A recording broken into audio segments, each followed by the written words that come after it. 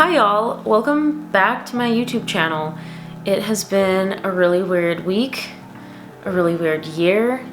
California is on fire. On top of COVID, California is on fire. So amidst all of this craziness, I figured I would shine a light, a very small but beautiful light, on some positives. This is going to be 16 things, unless I counted wrong. 16 things that my plants taught me. Recently, I have become a plant mom, and it can be stressful. Like, low-key, that sounds kind of dumb, but when you buy a plant, there's some sort of like pressure that you can't kill this plant because you spent money on it and you took it out of the hands of someone who potentially could have taken better care of it. So there's a lot of pressure that comes with taking care of plants, let alone buying 20 plants in 1 month because you're going through something. That's not what I did. That's not what I did. But basically, I just wanted to come on here and share with you guys some things that I've learned, some valuable lessons that I have learned taking care of my plants. A lot of these things are reinforced values that I didn't really get an understanding or appreciation for until I owned plants. So without further ado, let's get started. Where did my list go? Don't tell me it got deleted. So number one, my plants taught me that beauty is subjective. This is something that I already knew, but it can be hard when you're just like a human being comparing yourself to others. And obviously society factors into this, and sometimes it's really hard to understand that beauty is subjective entirely. So one plant may be really beautiful, but it's gonna look entirely different than another plant that is also just as beautiful. And that's okay. That's okay. That's literally what beauty is. Number two, people, like plants, grow at different paces. And it doesn't mean that any one person's path is better than someone else's just because it seems like they are making it somewhere faster. For example, like my ivy grows like fucking weeds, but my anthuriums? I don't know. They grow really slow. However, they are growing slowly but surely. It's literally just like plants. People have different lives, different life purposes, different life paths, and just because someone seems to be, making bigger strides than you are at a certain point in your life doesn't mean that your journey or your path is invalid. It should not invalidate your growth. On that note, number three, serious growth takes time and takes patience. Even with some of my really troublesome plants, this is an alocasia poly that makes me want to fucking kill myself. Growth takes time. I got this plant and it had root rot. It had root rot from Trader Joe's. It had like 5 or 6 leaves on it, and it was just sprouting this one, which still has not fully opened yet. As much as I love this plant and I think it's like super beautiful and unique, it's gonna take time for it to look how it did when I bought it right before the root rot set in. Just like any goals that you may have, whether it's exercising, eating healthy, making some sort of career or academic goal, like growth takes time and growth takes patience. Number four, having multiple of the same plant does not mean that they will look the same or that they will act the same, behave the same. When I say this, I am referencing POC. Just because certain groups of people look similar or like they're of the same origin doesn't mean that they're all going to fit into a certain stereotype that some people may put them into or box them into. People, like plants, have completely different environments. They come from different environments, different upbringings. I have 2 anthuriums and they are growing at completely different paces. They look similar, but as plants, like, they behave differently, and that's on that. I think the same can be said about people. Just because people look similar, look the same, maybe they come from the same ethnic, religious, racial background, etc., that doesn't mean that you have to categorize them or put them into a box that is associated with their race or religious background or ethnicity, etc. Number 5, take everything in moderation. Plants can only have so much sunlight, so much water, so much heat, and if you give them too much of those things, they will die. They will die. They will hate you. They will die. Period. Same thing can be said about people. Sometimes we like to overeat. Sometimes we like to binge drink. And anything in moderation is good, but anything in excess can be really, really, really detrimental to our health and how we function in this world. Number 6, I think it's number 6. Just because one leaf dies doesn't mean that the whole plant is dead.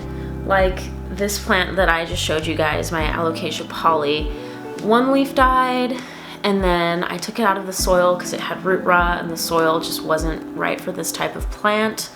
It was suffocating. I put it in water, but then the root rot was still spreading because the water was too warm.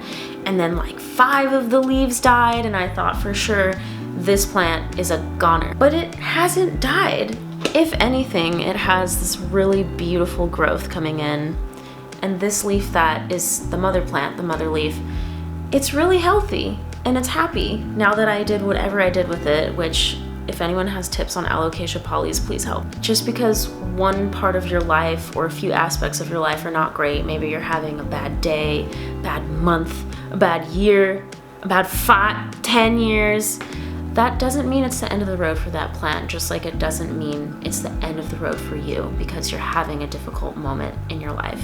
Number 7, pay attention to your health. Pay attention to your mental, physical, spiritual, emotional health. Pay attention to all of those things, just like you would pay attention to your plants if you noticed a leaf wilting. Be really in tune with yourself, just like if you are a fellow plant mom or dad or just plant parent. You would be in tune with your plants, knowing, when they need extra care, when they're doing just fine and they're thriving, knowing under what conditions your plant seems to be really happy, and the same thing can be said about yourself. With that being said, my next point is to always check up on yourself. I don't have like a set routine when it comes to checking up on my plants. I kind of just mark on my calendar when I water which different plants. Or if I watered most of them, the few that I didn't water. And that kind of helps me keep in check, the needs of my plants and have a good grasp on like how this plant is doing. I know that our culture, our country, if you live in the US, really promotes that sort of nonstop energy and rewards that sort of energy and that sort of work ethic or academic effort. But it's not always healthy. Most of the time it's not healthy at all. So definitely just check up on yourself from time to time. Number 9, things can still grow out of darkness.